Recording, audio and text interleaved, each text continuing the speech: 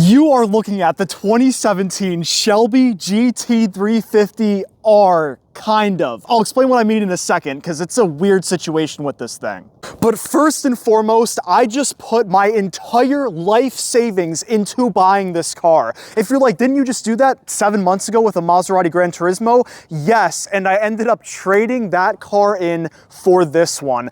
On this note, I think I'm gonna continue just doing this. Every time I save up some more money, I'll just upgrade and put my entire net worth into the new car that I get. If you guys wanna watch that, comment below. Now, the whole Maserati Gran Turismo situation is going to be for a different video. This video is about this car, and holy moly, this is a special car. Ford stopped making the GT350s in 2020, and with cars going away from being manual transmission and this thing being a naturally aspirated flat plane crank V8, well, if you're considering getting one of these, hopefully I can convince you to get one. I'll show you why. The first and most obvious reason is what's under this hood. Under here is a 5.2 liter naturally aspirated V8 making 526 horsepower. This is arguably the most special engine that Ford has ever produced, and the sound, just wait till you hear it. Now, if you're asking yourself, what makes this so different from just a regular 5.0 Mustang? Well, quite a lot. You can hear the 5.0 origins when you listen to the exhaust note, but still, if you have an ear for these type of things and you have a feel for a car, this thing is completely different from a 5.0. First of all, the 5.0 makes around 460 horsepower. This makes 526. That's an extra 66 horsepower over the 5.0. And on top of that, it being a flat plane crank, it produces a totally different exhaust note from a 5.0. Just for reference, take a listen to the 5.0 Mustang.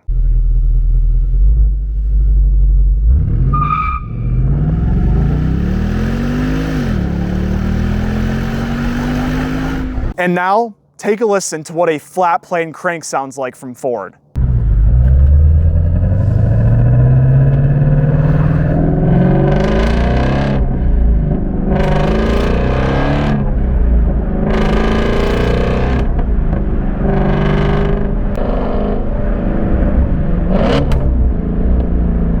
Now, the only real problem here, and it's kind of a big one, a lot of GT350 owners have claimed that their motors blow up.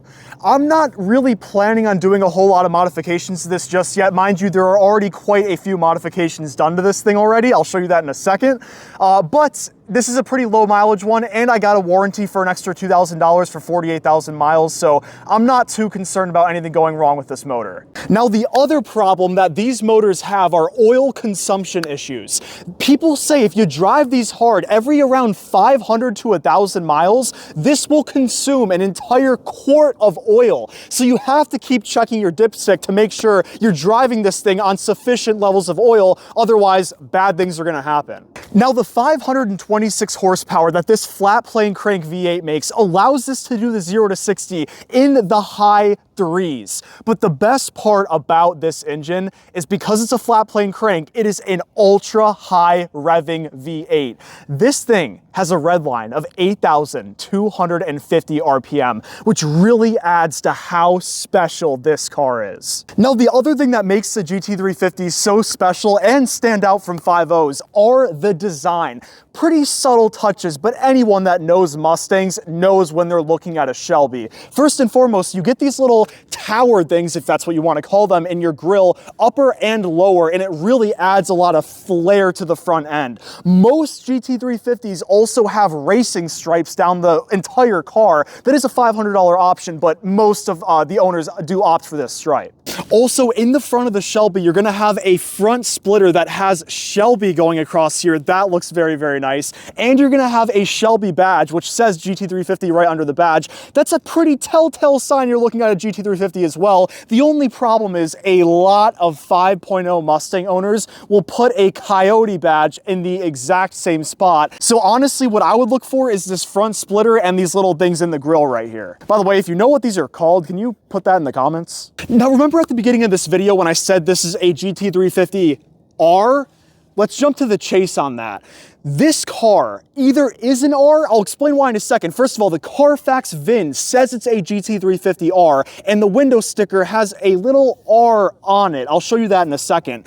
But if this is not an R, the owner who previously had this literally converted this entire car into an R, and it all starts up here. The Rs have an extra little flare on the front splitter here, and if this was a regular GT350, it would not have this little extension on the splitter right here. Not to mention, do you see how low this car is? There is about 3 to 4 inches of clearance, and it really makes daily driving this thing a serious problem for me. I've already scraped this so many times. Now, the reason for that ride height is because this has the same springs that a GT350R has as well. Now, the reason why I'm not straight up saying it's an R is because I got this car for way too good of a price, even it being just a base GT350. If this is actually an R, and again, comment below if you think it is by the end of this video, because there's more to come on why it is an R, then I just kind of made like $10,000, $15,000. Now, aside from the springs, this also has aftermarket wheels, and on the R, you get carbon fiber wheels, but if you do curb those, you're looking at a repair cost of $4,000 to $8,000 per wheel, so I'm glad this does not have carbon fiber wheels. What this does have, though, is absolutely massive Brembo brakes with discs that take up almost the entire wheel well. This car can stop unbelievably fast. And not to mention, because this is a GT350, you also have a GT350 badge right on the side with an actual functional vent running down here as well. This is another telltale sign that you're looking at specifically a GT350, because not even the GT500s have this vent on the side, and the GT500s have a snake on the side, not GT350. Now, we need to take a second and talk about these tires. I didn't even mention them in the front, by the way. The ones you were just looking at were 305s in the front. That is wider than so many cars I've driven for what the width of the tire is in the back. These back tires are 325. Now, when it comes time to replace these tires, I am looking at an expense of around $2,500. Again, what's interesting here is the tire width is not GT350, it's GT350R width. And I believe the back ones are actually 10 millimeters wider than what the 350R would be. Now, even the back end of Shelby GT350s are very, very cool to look at and distinguishable from just a regular 5.0. First of all, in the back, this has, as well as in the front, a paint-matched badge, which is very, very cool. This one does have the GT500 spoiler, so not the regular 350 spoiler, nor the 350R spoiler. Wish I could tell from that, but I can't. And not to mention, quad tip exhausts that sound absolutely insane. Now, here's another factor how to distinguish a 350 from a 350R. The 350 has a resonator in the back, whereas the 350R has an X-pipe and no resonator. This has no resonator and an X-pipe. And if you're wondering what that does, it gives it such a nasty, nasty sound. You get way more crackles and pops as well, and just accelerating, you can tell the difference between a 350 and a 350R. Now, if we go ahead and pop the trunk here, first of all, even the trunk is special because it says Shelby GT350 in here. That is absolutely awesome.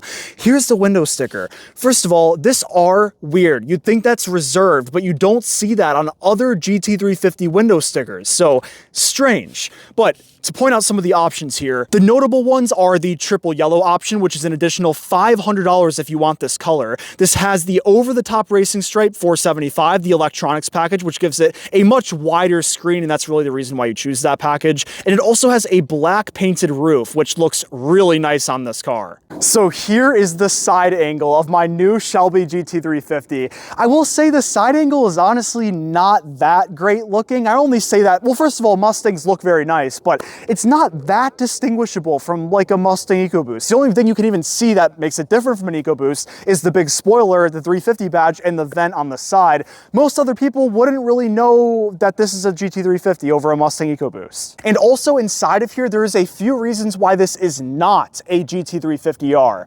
which is unfortunate. All right, now let's check out the interior of this car, and I'm really only gonna cover the special stuff that you actually care about.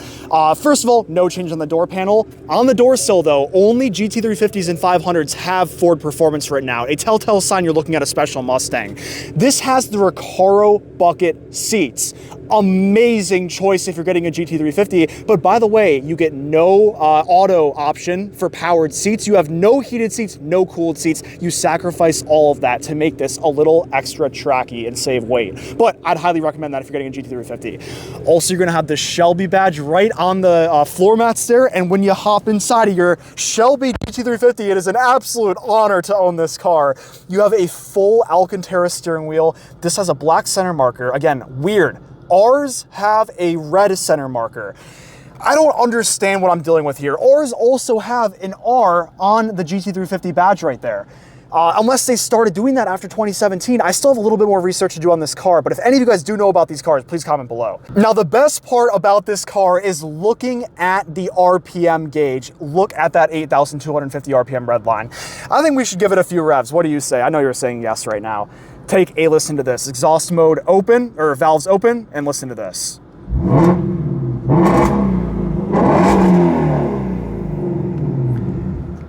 That is the resonator delete and the X-pipe absolutely making this exhaust note come alive. That is incredible. And the heart of this car is this 6-speed manual transmission. If you guys know about Mustang GTs, you know the GTs have the MT82, which is known to have several issues. If you love manuals and you want a manual Mustang GT, I would wait for the 350 because this transmission, so I've heard and so I've experienced, is phenomenal. Now you're probably looking over here saying, what is this? Well, the owner gave me everything. This is the original little special kit that you got if you bought a GT350 from the Ford dealer brand new, and it could not be any more cool. You have a replica of the flat plane crank used inside of this car, and you also have a little plaque to place that flat plane crank replica on your desk or at work. This is so cool. Now, another thing that the GT350Rs have is no rear seats, and so does this. By the way, that makes the exhaust note when you're driving this thing really, really come alive. The interior of this car really does feel a lot more special than just an EcoBoost or a GT for obvious reasons. You even have a Shelby badge to stare at right on the center of your steering wheel, and a whole bunch of adjustable drive modes that GTs don't have. For example, adjustable dampers. That is very cool. An adjustable steering wheel. The EcoBoost does have that, by the way.